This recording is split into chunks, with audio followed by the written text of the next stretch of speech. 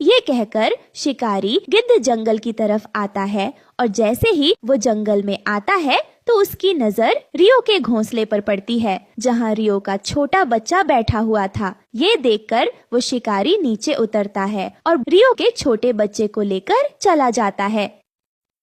रियो, अब भी मेरा तो मन नहीं कर रहा जाने का। चलो हम लोग थोड़ी देर और रुक जाते हैं। गौरी शाम होने वाली है, सब पक्षियों के साथ ही आए थे तो साथ ही चलते हैं। ना जाने क्यों आज मेरा मन बहुत घबरा रहा है। चलो अब हमें घर चलना चाहिए। ये कहकर सब पक्षी अपने जंगल की तरफ लौट जाते हैं। मेरी बेटी कहाँ चली गई? वो तो अभी बहुत छोटी है और वो तो उड़ भी नहीं सकती है, फिर वो कहाँ चली गई? रियो ऐसे जोर जोर से रोने लग जाती है। मैं राणो चिड़िया के घर जाकर देखती हूँ, काश मेरी बेटी उसी के घोंसले में चली गई हो।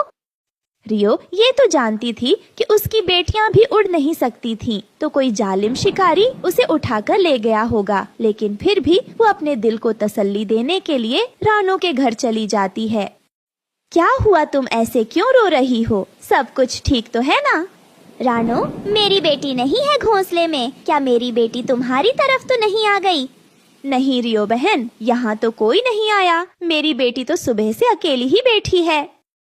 मम्मा, जब आप लोग भोजन की खोज में गए थे तब मैंने आसमान में एक गिद्ध उड़ता हुआ देखा था। मैं तो उसे देखकर पत्तों में छिप गई थी।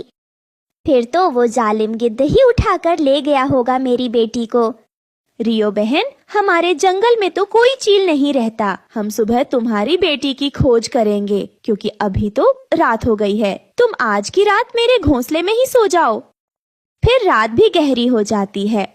रानो और गुड़िया तो सो जाते हैं, लेकिन रियो तो सारी रात बैठी रोती रहती है।